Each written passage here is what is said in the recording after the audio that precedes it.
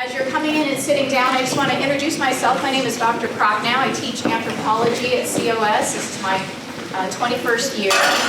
And I'm also the facilitator of our CHAP program. CHAP stands for Cultural Historical Awareness Program. And what faculty and staff and management and the COS Foundation do is we try to bring our community members and especially our students amazing people that do amazing things so that they can learn more about, just what we as professors can bring to them. But I did not do this alone, so if some of you that know me, you're like, wow, how did she pull this one off? I did not do it alone. I actually did it with a very collaborative effort with CHIRC, which is the California Holocaust Education and Resource Center. And so I would like to, round of applause, I'd like to thank CHIRC for facilitating. That includes transportation and housing. The only role that CHAP played was making this room available and waters and the AV and stuff like that. So I feel like I did just a very small part of this amazing event. So to get us started, I would like to introduce you to Cynthia, who is the director of CHIRC. She'd like to tell you a little bit more about it. And then perhaps, Cynthia, you would like to introduce our speaker tonight, our marvelous speaker? All right, so please, a giant round of applause and welcome for Cynthia.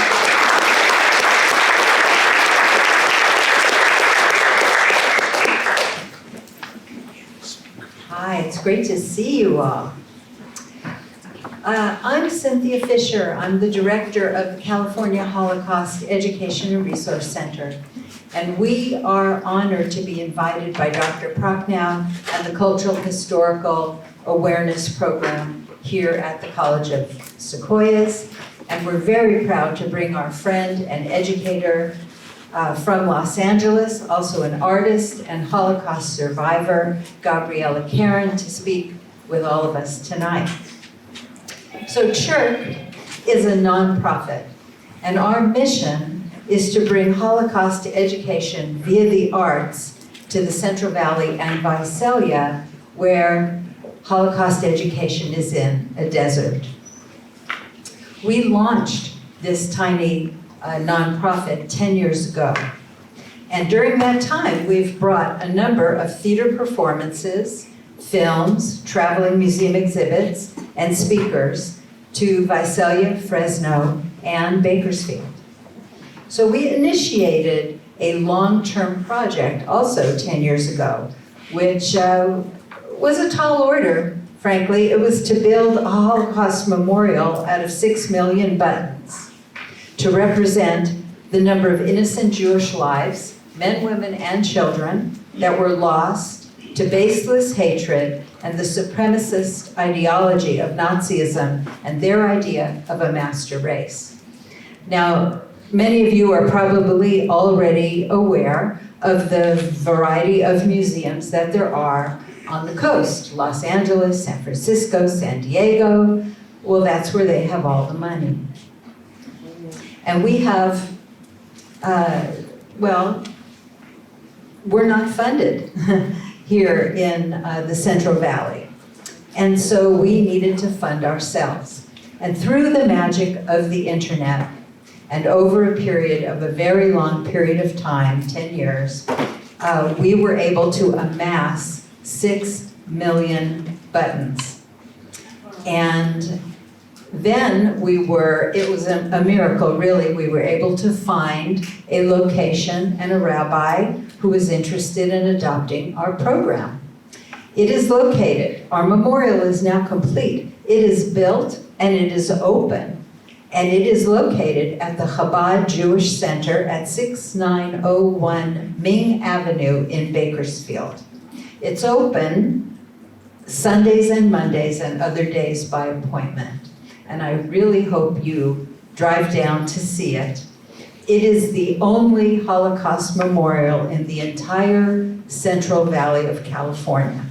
All the other ones, as I said, are very large cities in coastal areas.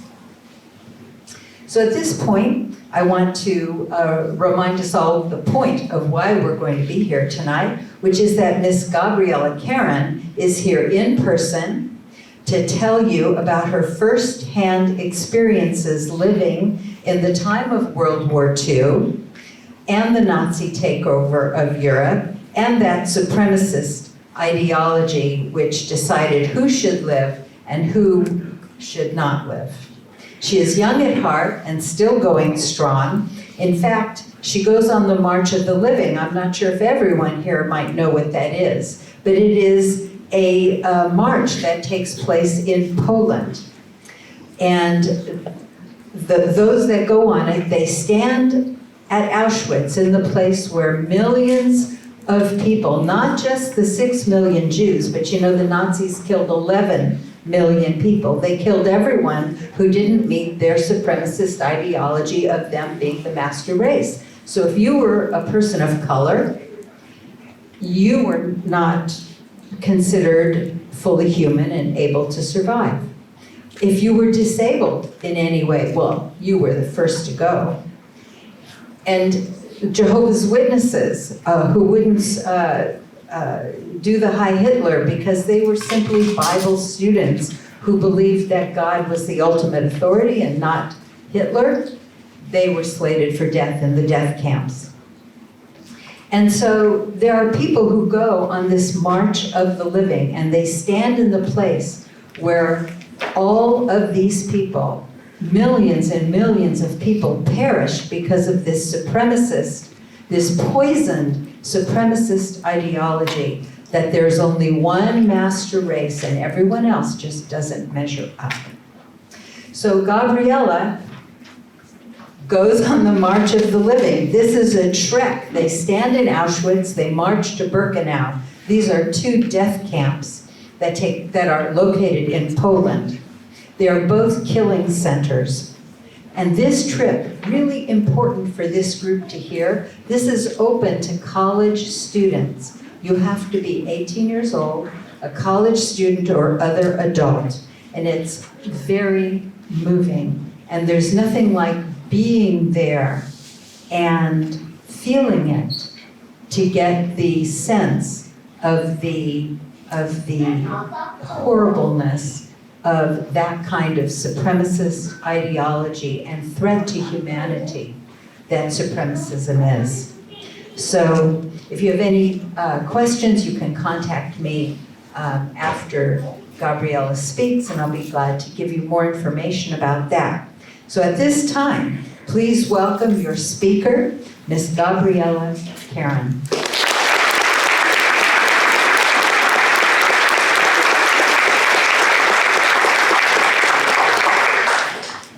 Hi, everybody.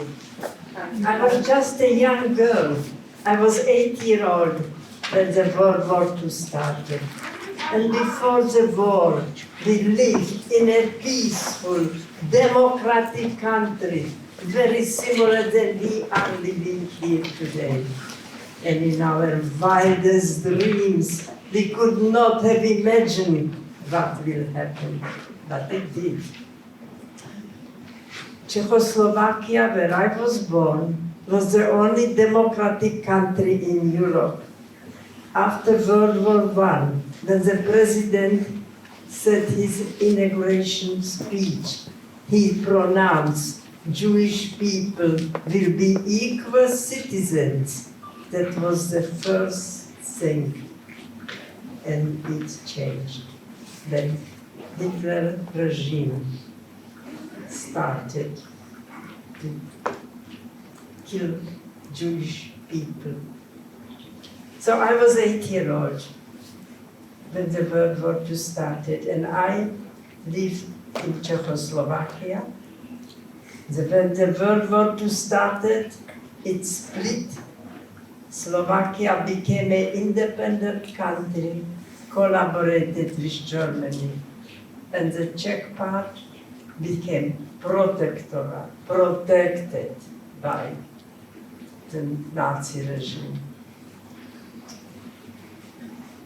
My parents had a very small store that was located next to the police station. And because of the location, they knew every policeman. When the deportation started, my mother joined the underground, the resistance. One of the policemen gave my mother the list of the people who will be taken away a certain night. My mother had a contact to the underground, the resistance. A gentleman came every day. They split the list between themselves, and he had some other people. There was a curfew in Slovakia against Jewish people. We were not supposed to be on the street after 6 p.m.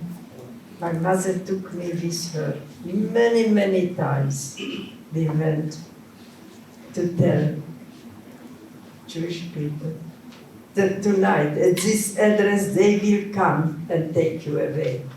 Go somewhere else. Try to hide somewhere. And I will never forget when we went to my mother's cousin. She was on the list, so was her husband, her old mother, and my second cousin, their 4-year-old little boy, was on the list. And we told them, for sure, at this address, they will come and take you away. Do something, hide somewhere. And they cried and started to beg. Said, we have nowhere to go. We went already from one place to another. Hopefully, we will work and survive. We never saw them again.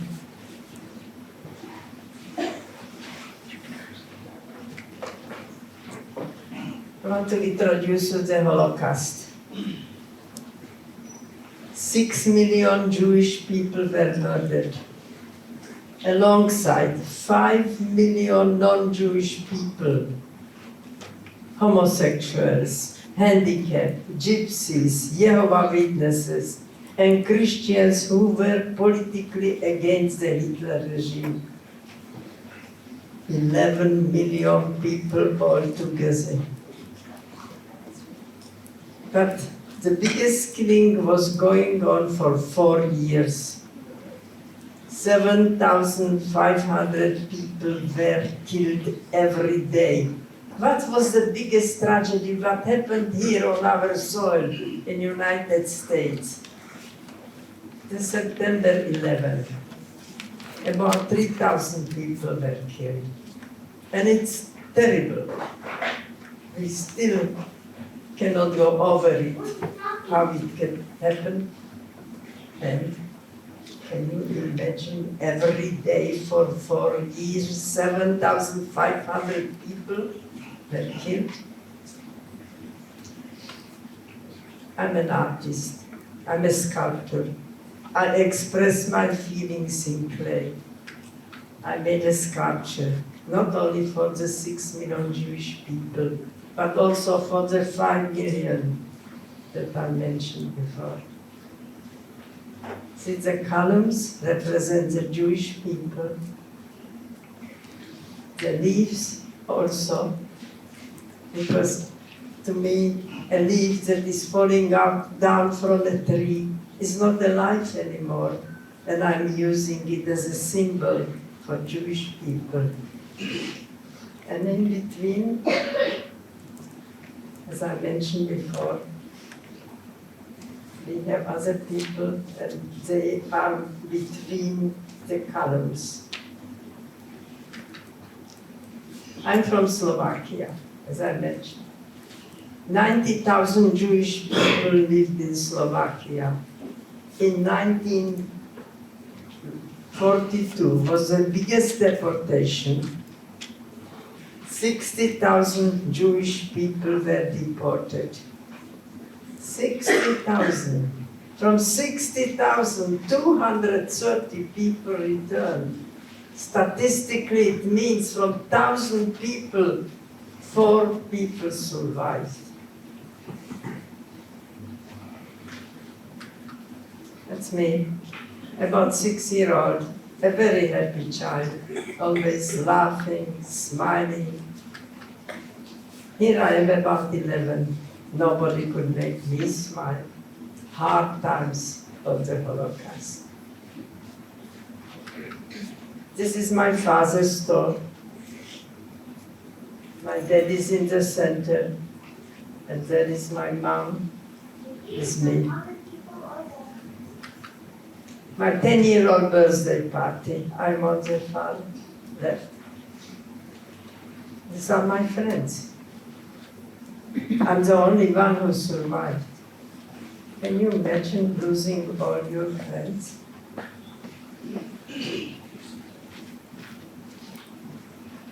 It raises a question in me, why me?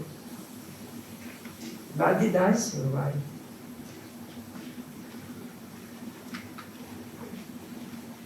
My grandmother lived with us. I loved her dearly. When the bombing started in Slovakia, our allies, the coming and especially at capital bombing. A lot of non-Jewish people moved out from the city, and one righteous couple, the Blanas, took my grandmother with them, pretending that she is their mother. It was about 60 miles, and I desperately wanted to see her, and I went there. And I was there a few days, and I got sick. My parents wanted me to come back. It was very dangerous to go on train. My uncle volunteered to bike 60 miles, put me on the back of the bike, and 60 miles back. We arrived to Bratislava. It was full with people. We couldn't cross the streets. Soldiers, Germans in uniform, police, just people, full. And as we were walking, we couldn't bike anymore. A German in full uniform grabbed me. I got so scared. I was 11 years old. My uncle didn't wait a split second. Grabbed my shoulders, pulled me out of his hands, and I quickly bended down, and between the legs of the people, I disappeared in the crowd. When I came out, I had no idea where I am. Slowly, somehow I found my parents' home.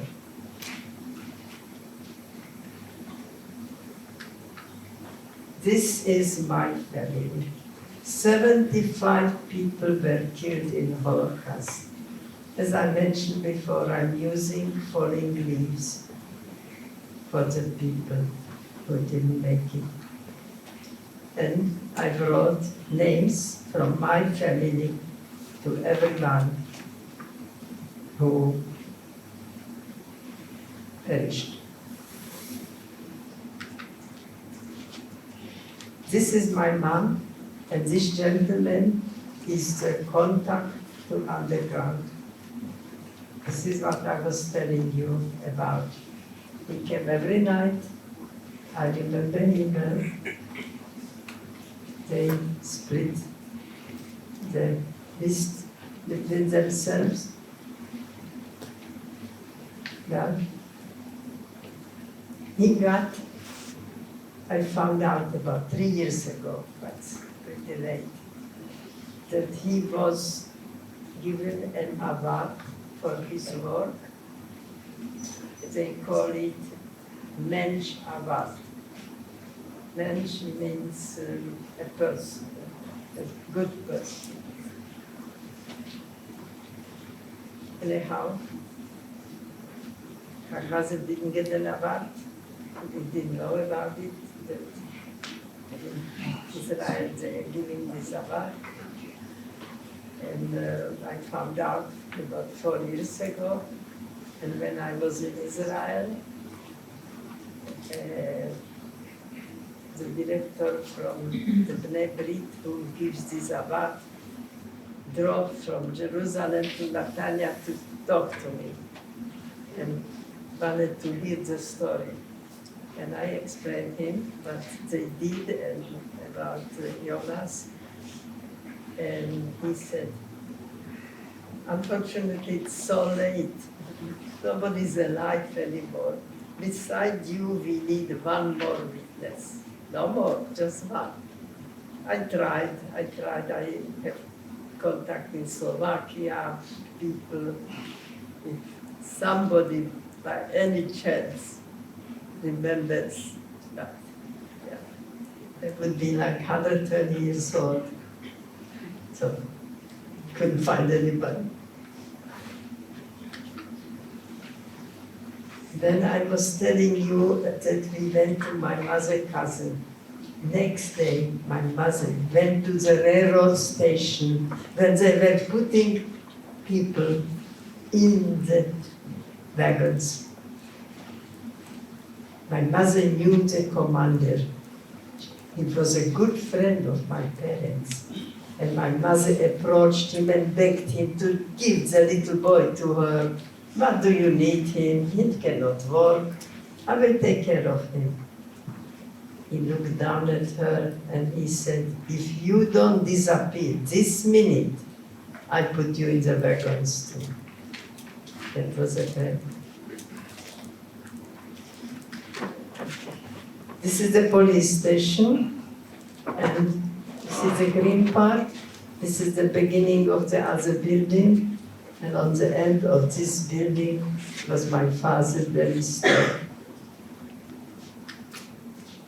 This is the back of it. We didn't film the front because the way I remember it, it was remodeled. It looked different.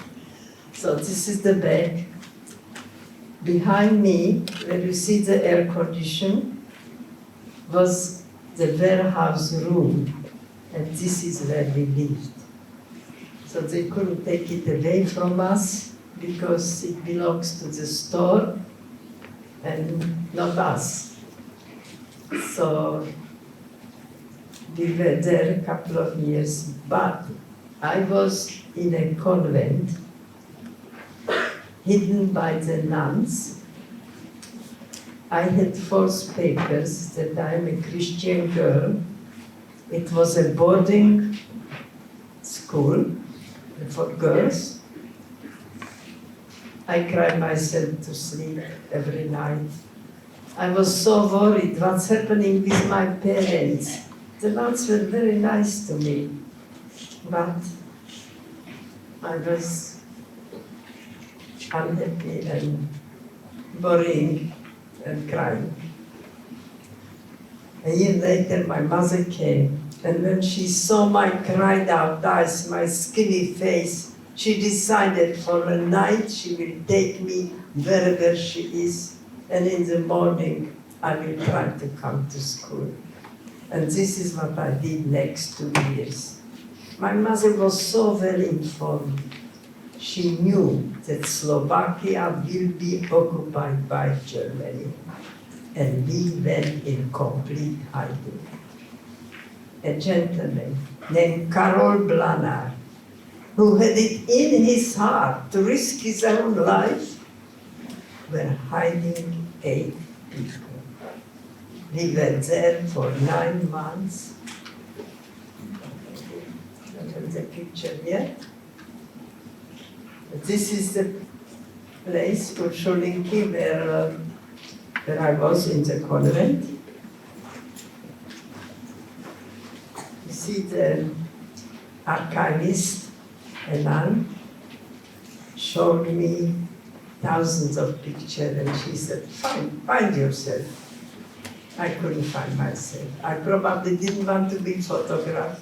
I was turning my head so they shouldn't see my face. I was afraid the girls will go home and show the picture and somebody might recognize me. So I didn't find myself. But as I was looking, I found my teacher. And I said, oh, this is Sister Angelica. the nun had no idea. You know, she wasn't there so long, whatever. Anyhow, she went to her notes, she checked it. I said, "You're right, this is Sister Angelica."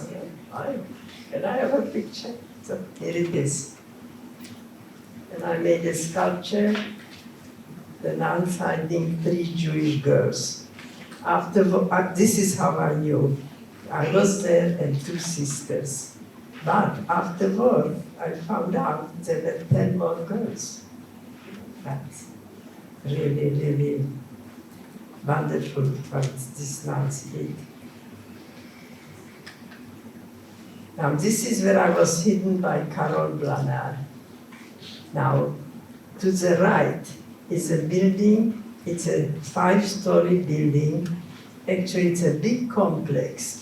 From one street to another, and in the middle was a movie house. This building was built in 1935 in the democratic Czechoslovakia. And in the bylaws of the building was written, no Jew can live in this house. And they must have known about it, because the Germans went from house to house in the whole country. And this is the only house they never entered. And we were there on the 3rd floor, 8 people for 9 months. Across the street, it was the Slovak Gestapo headquarters. And I saw many things. I saw the 2 girls running on the street. The convent was just 5 minutes from walking from this place. And I saw them caught in front of my eyes and pulled into the headquarters. I never saw them again. This is what I saw. Germans, Slovaks in uniform, marching. This is Karol Blanard, the man whom I own all my own life. Karol Blanard hid 8 people, brought us food. He could not bring too much because everybody was touched. We were hungry all the time. And if you can imagine yourself, I was 13 at this time, sitting on a chair, not be able to walk around, not be able to speak, and the only thing I could do to read. And Karol Blanard brought me books. And he couldn't bring me books for a young girl.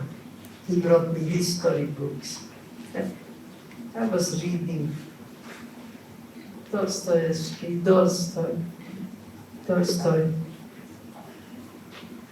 And I was reading about wars, what happened. And it made me think that every war got finished. This will be over too, and gave me hope that it will be over one day. And I want to tell you something. Everything can be taken away from you, even the clothes you wear. But nobody can take away from you what you have in your head. Put good stuff in it. It's yours until you leave.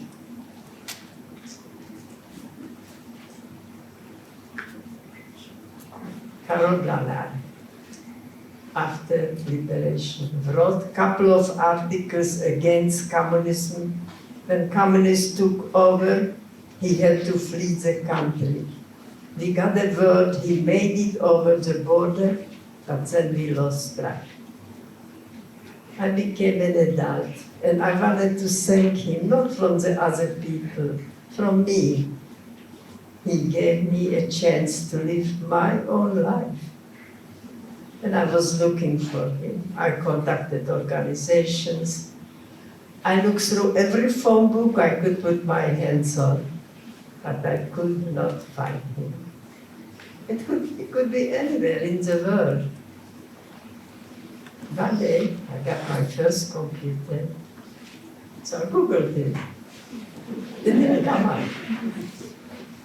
I remember the younger brother, Vincent Blanard. I put his name in, and he came up. Vincent Blanard, university professor, wrote about 25 books, a linguist. His phone number, his address, everything was there. I could hardly believe my eyes. I went to the phone. I didn't look if it's midnight there or what. I got so excited after years and years looking for him. So he picks up the phone, and I start to introduce myself. And he says, I remember you. Oh, good. Okay, just tell me, where is Carol? Well, Carol lived in the United States, in Dublin, Ohio.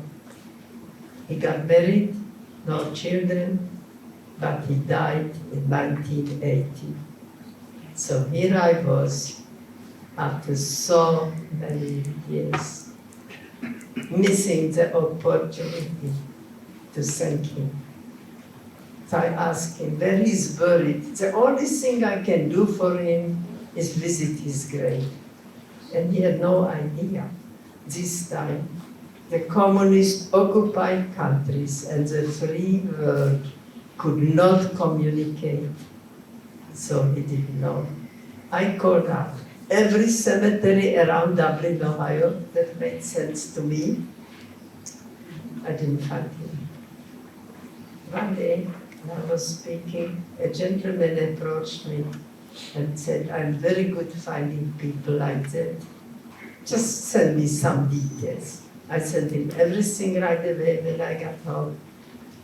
He found him next day in Columbus, Ohio, in an unmarked grave. I got so upset. A person who saved 8 people's life got from Yad Vashem, that's the largest Holocaust museum in the world, and gives the award to non-Jewish people who did or do something good for Jewish people. And he did not have his name on his grave. I called up the cemetery and said, please, look up. 35 years later, what happened? And they did. And they told me nobody was there, only the priest, and they buried him. Nobody paid, that's it. I said, no, that's not it.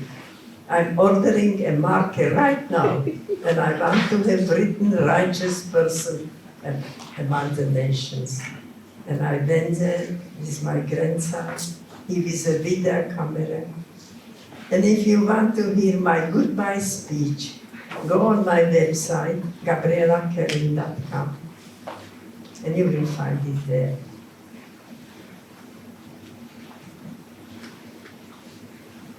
This is about the hiding. It's in Slovakia in the museum. You see the German boots marching around. And these are the people who were with me, my mother and my father. And I was the only child to my parents. My aunt, 2 uncles, and 2 friends of my parents. We all survived because the good heart of Carol Dana. Our last possession. First, they took away our citizenship, and then they took away our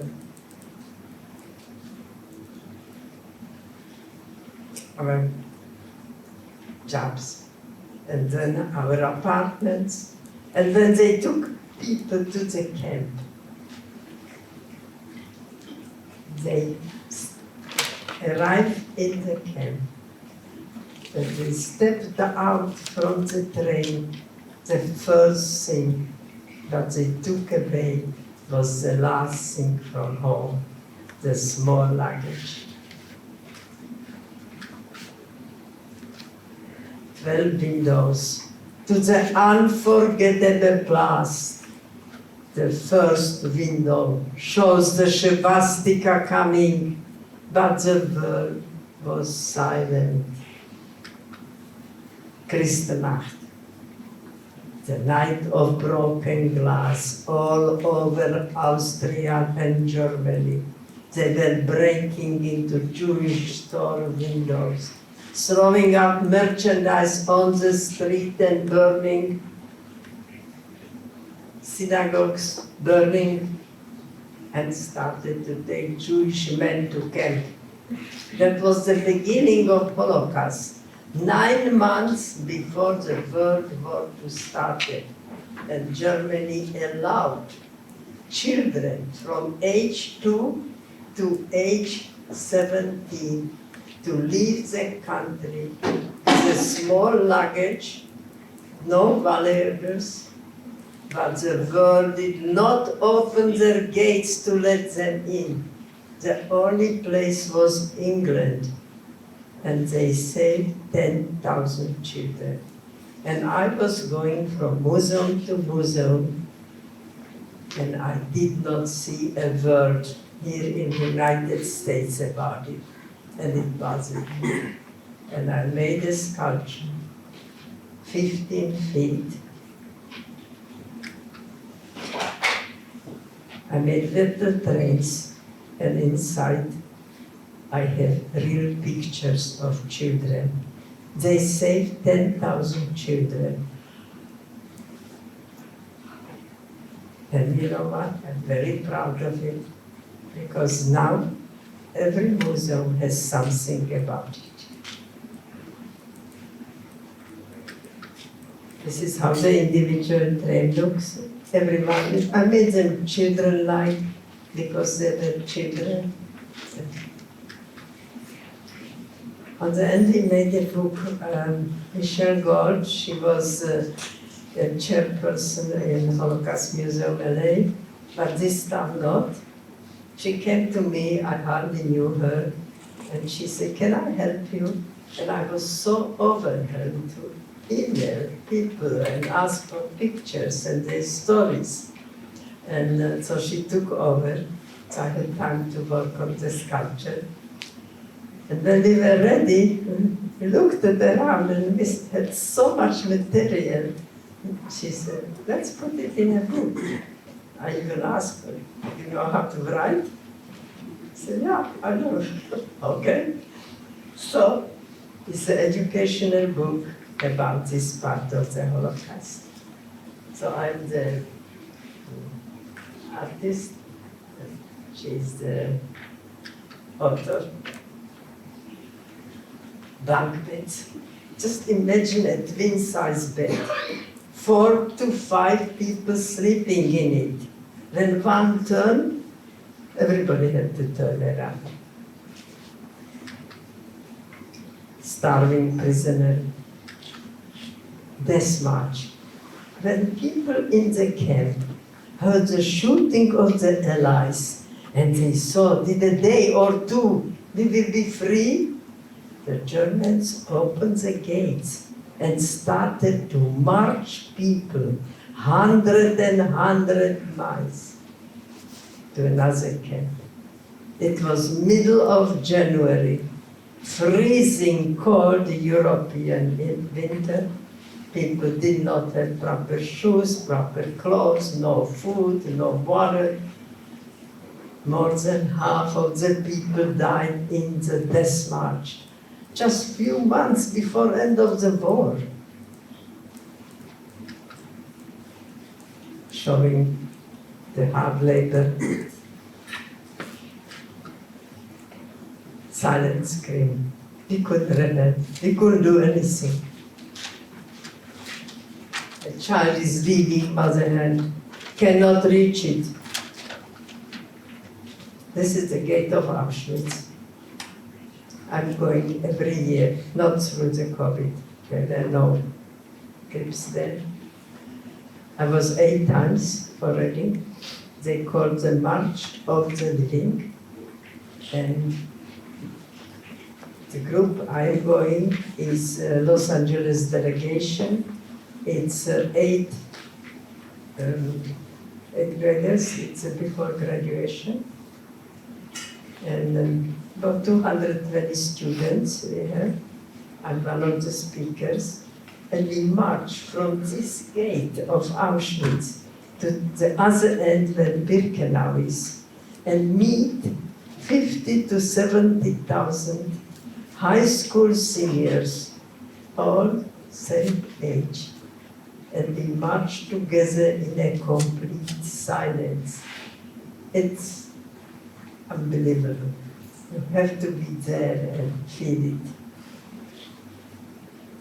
I'm going in April 16 is the departure day to Poland, and I don't know how many people will be there, but I'm one of the speakers. Actually, so far, I'm the only one. You know, it's, I'm very afraid to take survivors. We are all very young, right? So, this is the other side, Birkenau, where the gas chambers are. The Germans took away from us everything, also the wedding rings. And as precise they are, they created and cataloged everything. And this is my last one in this collection. You see a mountain of Jewish stars, mountain of dead people. And from all this horror came out state of Israel. And I had there a cactus. Why a cactus? Everybody who is born in Israel is called Sabra. And Sabra is the fruit of the cactus. Prickly outside, sweet inside.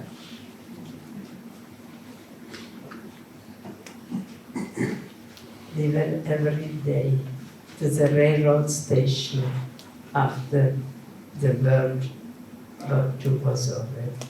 People started to come from camps, and we were looking for a familiar face, not be able to recognize people.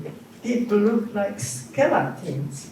And I was standing there, a young girl. I was 14 at this time. And I was thinking in myself, how can I live a normal life? A normal life after what I went through, what I see here today, is it possible? And I decided in myself, Hitler did not get my body, and he will not get my soul. I will smile, and I will be happy, and I am. This is one of my biggest sculptures. It's 9 feet tall. I sold it to University Laverne. They built an interface building, and it's rotating there in the lobby of the building. This is one of my new things. This is the past, the Holocaust. And this is the present. Stop the hate. Enough. Enough is enough. Let's make the world a better place to live. It has to start with us. And we can make it. This is the future. Around the globe, children, different color, skin, hair, holding hands. I'm sure I had to make something for the pandemic. You see, the whole world had to wear masks, right? But what does it mean? What does it mean to you? to me, it means freedom. Because there are no exceptions. We are all in it.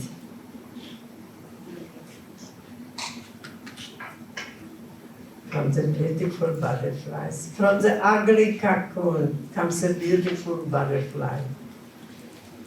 I put all the signs of Holocaust. And these are my butterflies. I'm selling them on my website.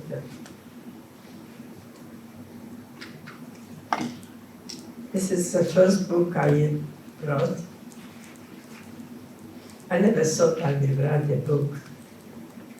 Just before the pandemic started, I was invited by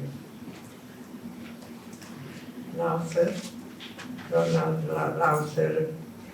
He's the ambassador for the Auschwitz.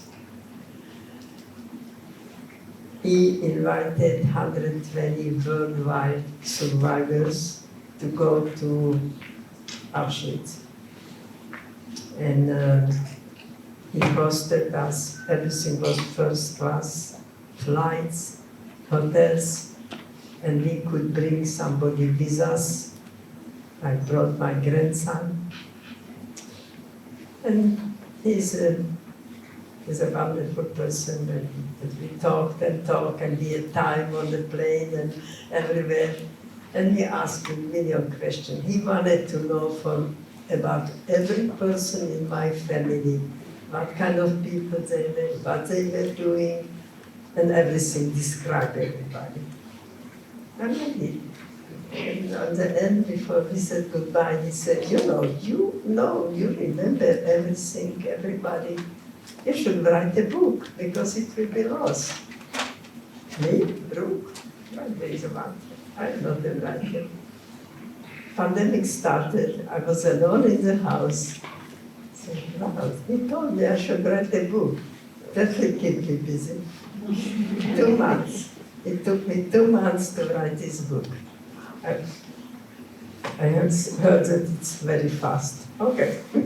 I work 12 hours a day.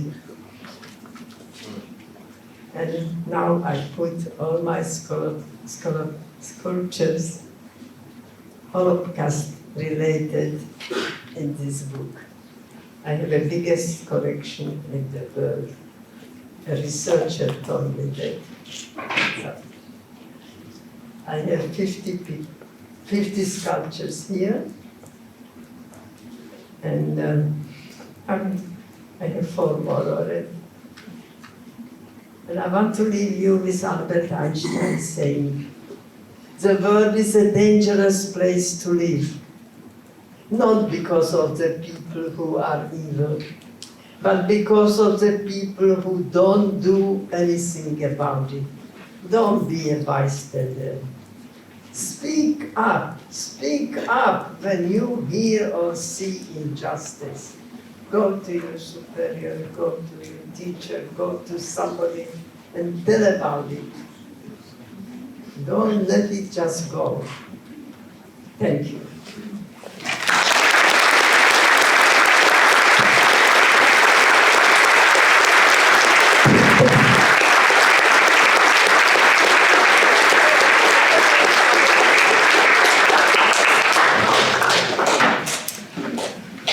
That was accidental, but I think it deserved a mic drop. Wow. Okay, questions? Would you like to stand for questions or sit for questions? Okay. So, what questions do you have for Gabriella? My goodness. Yes, please. So I'm not sure if you're aware, but it is Women's History Month.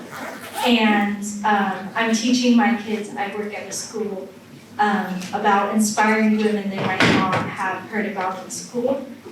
Is there anything you would like to say to them? Any word of advice you have for them, for the new generation? And it's hard to say something, but I'm not there, Yeah. but well,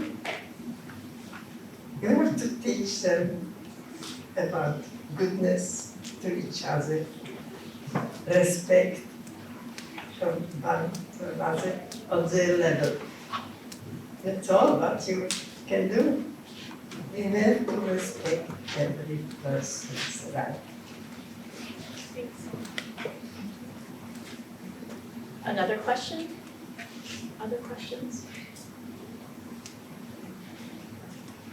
Sure. Let me go, I'm gonna go up there first and then I'll come back and I because I'm not seeing.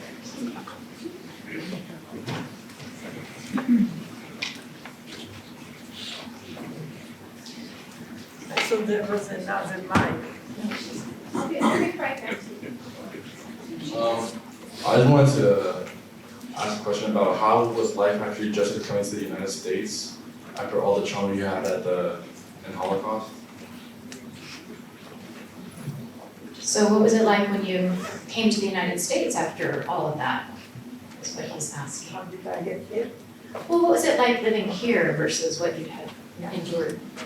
So what happened after? I went back to school. I became a fashion designer. And I married when I was 17. And we went together to Israel. We lived there 10 years. My son was born there. I have only one son. He's not with me anymore. And together with my parents, we came to the United States. In 1960, then I was working all my life as fashion designer here in Los Angeles. Then I retired. I was home 3 weeks. And I told my husband, I'm going back to school. No, what are you talking about? I always wanted something to do three-dimensional, not to paint flat. I wanted dimensions. And I went back to school. I didn't have a good teacher. He discouraged me all the time. He said, you want something impossible. I just stayed there for a year. I went to Israel. I have a friend, a sculptor, and I brought him a couple of pictures of us. He said, tell me, should I drop it or should I fight? And he said, I think you should stay home, make a place for yourself, and work it out by yourself. And by this time, I already knew what you can do with the clay or when it explodes. So, I did it. And I didn't start with Holocaust thing. Didn't even occur to me that I will do something like that. There was a trial against David Erling. He was a professor in university and he was teaching that the Holocaust did not happen. And they put him on trial and I was so upset. How can somebody deny a fact? They are still here. And said, maybe if I would show something visual, because there is a lot of written word about it. So this is when I started about Holocaust. Okay.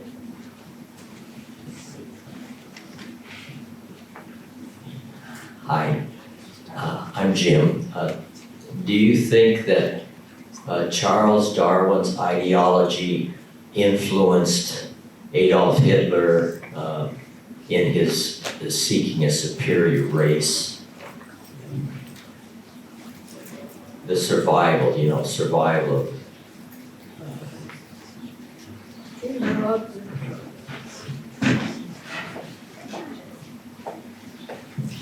Hitler wrote a book. He was actually in a prison at this time, and he wrote the book Mein Kampf. And he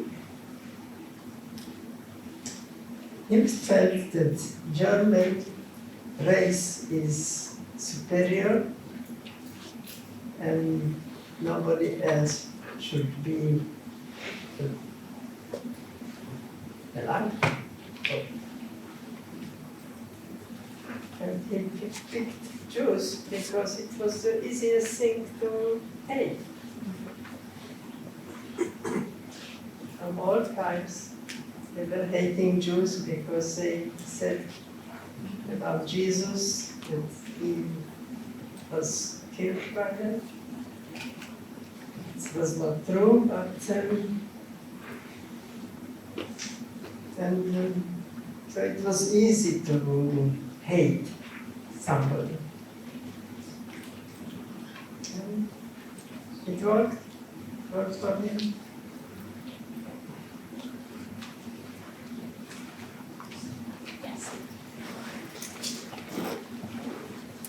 For the younger people in the audience, I'm doing Phil Donahue. This is Phil Donahue. Hi, big fan.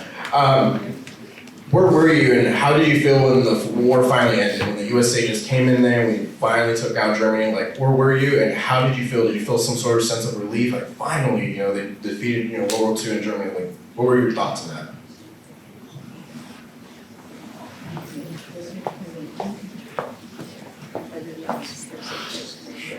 What did you feel like when the camps were liberated? It was over.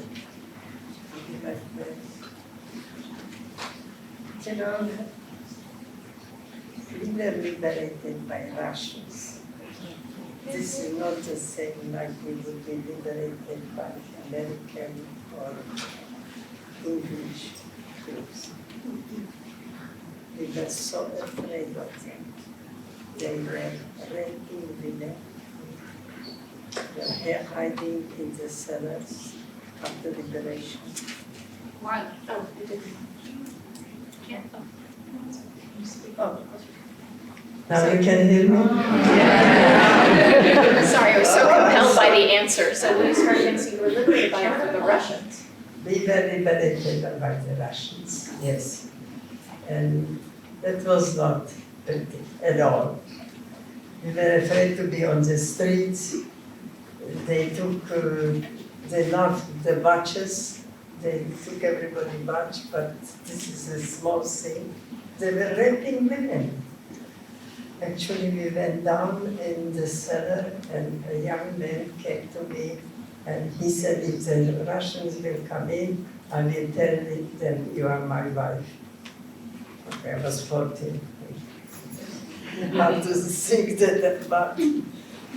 Then actually they did come to the house. By this time, it was about a week after liberation, and we went upstairs to the place we had nowhere to go. And suddenly, the two Russians came up and around me. And my father said, what do you want from her? She's 10-year-old, but you are 14, you don't look like 10. So I was so scared. And there was no electricity in the whole city, and we had a petroleum lamp. And they liked it, and my father tried to send them away with the not with me, but with the lamp.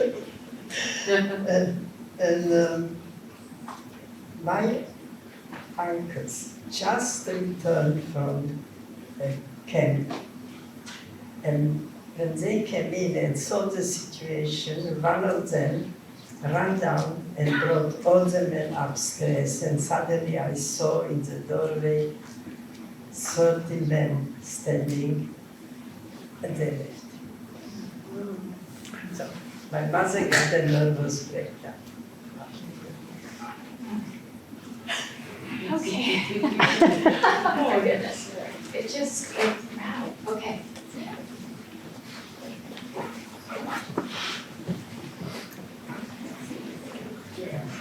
Hi, my name is Ahmed, and how did you deal with all the trauma that came from the Holocaust and the war?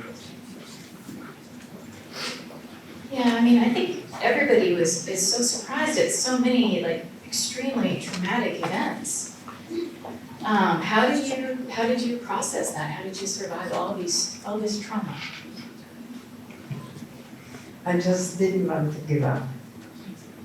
I felt if we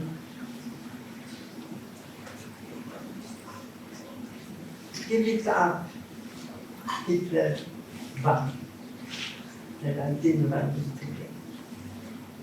I felt strong enough to fight. I so I smiled, I really happy, and I was, and I am. Wow. Other questions? Yes.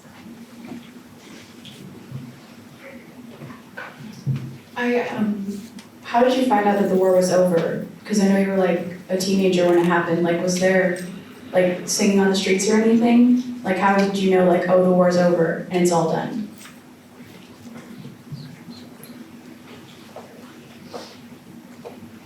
The Russians don't fight the same way like the American. They don't go from house to house. They take 10 blocks and they bomb 24 hours for a whole week.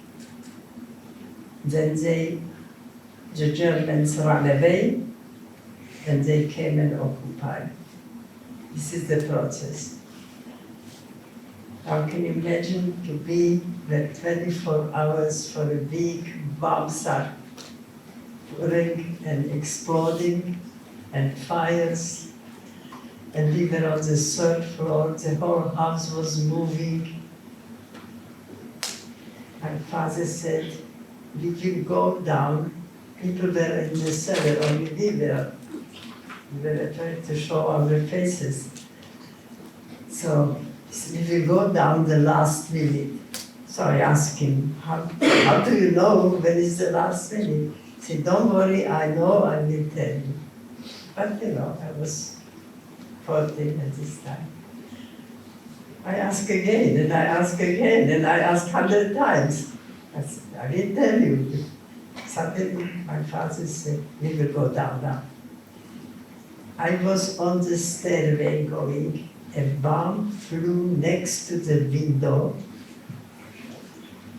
A shrapnel, the bomb didn't explode, a shrapnel, a piece, flew through the window 2 feet behind my father. He was the last one to leave the apartment. I was on the stairway, it threw me from one side to another, but didn't explode.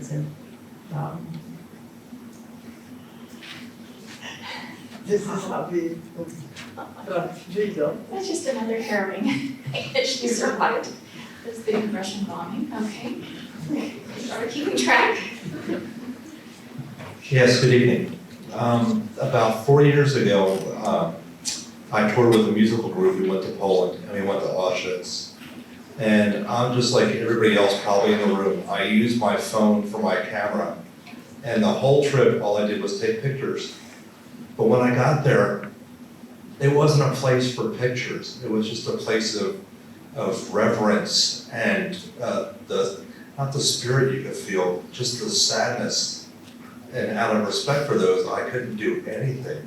Out of respect for those who lost their lives, you know, the things that they showed, the toys of the children, the appliances, the handicap things. It was so sad, but I just appreciate that you're a warrior and you're here for us tonight. I want to thank you.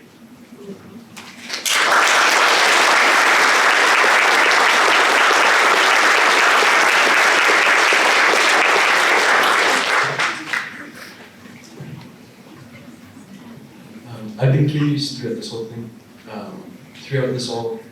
what gave you the most hope?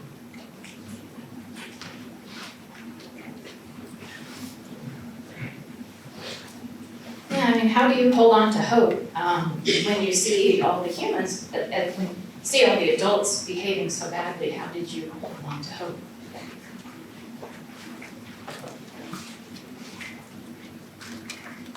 Somehow I was apparently quite pessimistic, optimistic by nature, and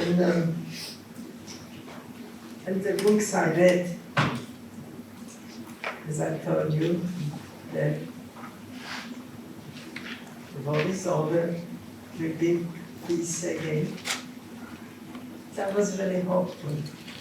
And look for a better world. And let's keep it in a good place to live for all of us. You have it in your hands. Education is in what you are doing. Let's put other people with us. Okay? Let's make it a good place to live. And future, better future for your kids. I'm going to let Gabriella have the last word with that. It is in our hands, and we'll try. We can try, right? Yeah. So we'll leave some extra time if people want to come up and speak with you individually. Is that okay? All right. And then she has her books on sale, and she is going to grace us with the opportunity to have a conversation with her individually and get her book signed. Thank you all for joining.